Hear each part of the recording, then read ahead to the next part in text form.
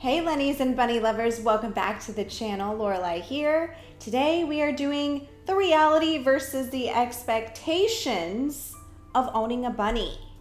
Okay, now I'm really excited about this one because we're really looking at debunking a lot of myths and stereotypes or misconceptions about bunnies. And if any of you are like me, sometimes you need a big dose of reality, okay? Because sometimes when you have expectations, you're always going to be let down. Clearly, I have issues I need to work on, but that's besides the point. And what I want you guys to take from this video, and I want you to comment below, is I want you to tell me if you agree or not with what I'm going to showcase. And if I miss any, please add it in the comments. Please like, comment, subscribe, hit the bell, and all that jazz, and let's hop right into this video.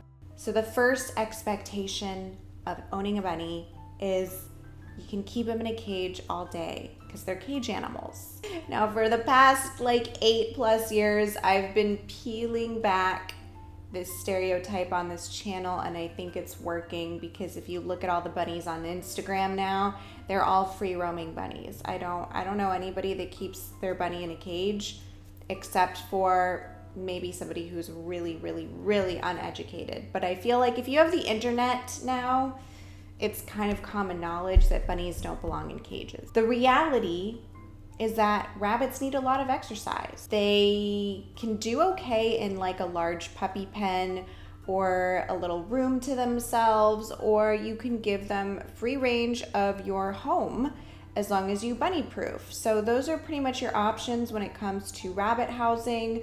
And if you're thinking that you need a cage, just throw away that idea. If you already have a cage, throw away the cage. This really boils down to the trust that you have with your bunny. Trust takes time to build. So once you get to know your bunny and they get to know you, you're gonna have a better idea of their behavior, what they're inclined to do and to not do, and then you can base their housing off of that. Bunnies only eat carrots. Okay, bunnies do not only eat carrots. I think this myth was started and perpetuated by Bugs Bunny, and it's done a lot more harm than good to the bunny world because carrots have so much sugar, and if your bunnies only ate carrots, they would all die. So carrots should really be fed in moderation as a treat, and they should only be given a small piece. Outside of that, rabbits can live perfectly fine without ever having tasted a carrot, okay? But like I said, if given as a treat, then it's okay. The rabbit diet is a high fiber diet, consists of hay, a small portion of pellets sometimes, and leafy greens. The next expectation is that bunnies are super cuddly and love to be held. This is obviously not the reality. Bunnies actually are very affectionate. They have a lot of love to give. They love to lick you and groom you. They love to receive pets from you. And sometimes they will lay down with you, on the couch or on your bed. But having said that, it's not gonna last for very long. So don't expect your bunny to sit through a whole movie, for example, with you. They're not gonna be able to. The truth is rabbits are prey animals, so they're kind of always on the go. They're always on alert mode. They don't love being carried, okay, because it's a very vulnerable position for them to be in. They might lay down for a few minutes. They might leave and then revisit and then leave and revisit, but that's just who they are. The expectation is that bunnies pee and poop everywhere. It's a stereotype. The reality is, as long as your bunny is spayed and neutered and potty trained, that will not occur. Okay, so you do have to take some steps to get to that point, but easy steps nonetheless. I mean, find a rabbit savvy vet and provide your rabbit with a litter box and all the proper contents, and they will go in that litter box. It doesn't require a ton of training. It's just a little bit of repetition in the beginning, and then they get it. They know where to go, they know what to do, It's actually in a bunny's nature to be very clean and organized, okay? So if you give them the opportunity to use a litter box, they will. And if you don't give them a litter box, what else are they gonna do? Now, the spaying and neutering, it just really cleans up any territorial behavior because they're no longer inclined to mark. Okay, the next expectation we have is that bunnies are low maintenance. And the reason being is because rabbits are kind of lumped into the small animal section. They kind of get conflated with hamsters and rats and gerbils, whatever. And again, have a stereotype of living in a cage. And so people think that they're just kind of kept in a small space and you throw them a carrot and they're good to go. And as I've said throughout this whole video, that is absolutely not the case at all. And it's actually funny that rabbits are lumped into the small animal section because, as we know, there are many rabbit breeds that are bigger than some cat breeds and bigger than some dog breeds. You know, when Lennon was first sold to me, I bought into the lie that she was gonna be low maintenance by the seller.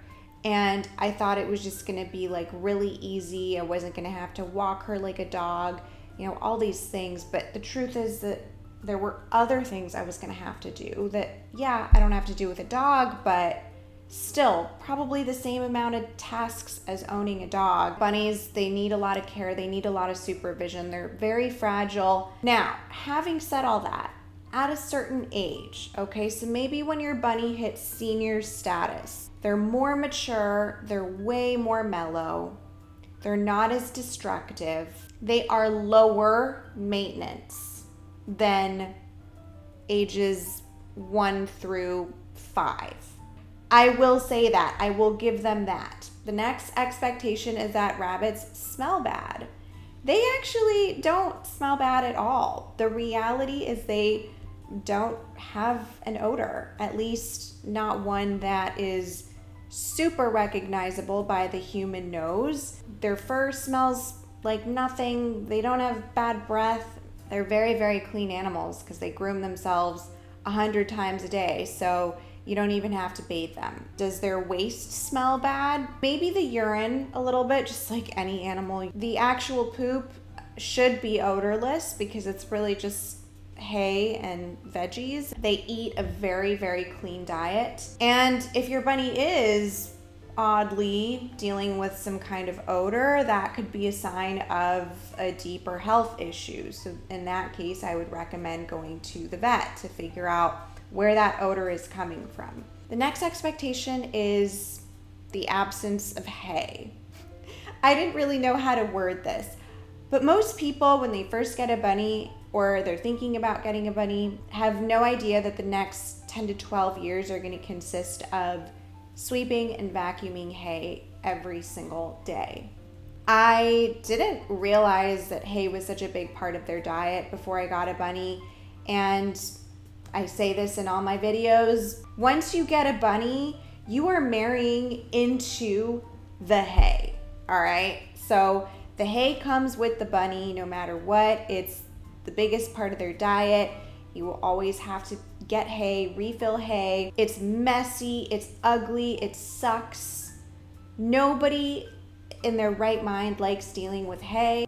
The next expectation is that rabbits don't live for very long, maybe 2-3 years. The reality is rabbits can live between 10 to 14 years and some exceptions above that.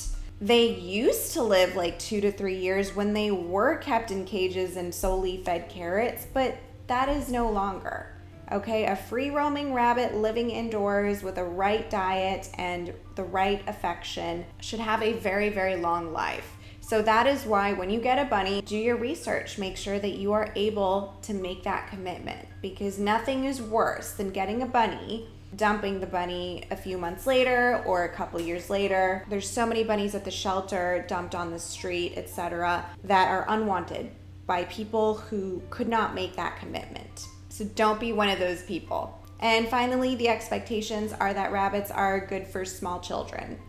The reality is that rabbits are not good for small children at all. Do not recommend. Please don't get your 3-year-old a bunny for Christmas or Easter. Again, sometimes I think parents, they're well-intentioned. They want to teach their child responsibility. Babe, your 3-year-old's not going to take care of the bunny. They're not. There's also a very high risk of your small child, agitating the bunny, hurting the bunny, doing something to cause some form of injury to the bunny, whether intentional or accidental. I don't view rabbits as being experimental for small children. Rabbits are living beings that should be taken seriously. That's the bottom line. As I mentioned, rabbits don't love to cuddle and all that, so a small child is going to probably find themselves slightly bored with a bunny because the bunny is not doing what they want them to do. All right, guys, so that's it for this video. Again, let me know in the comments below. Do you agree with this? Did I miss anything? Go ahead and add your feedback. We'll see you all soon. Mwah.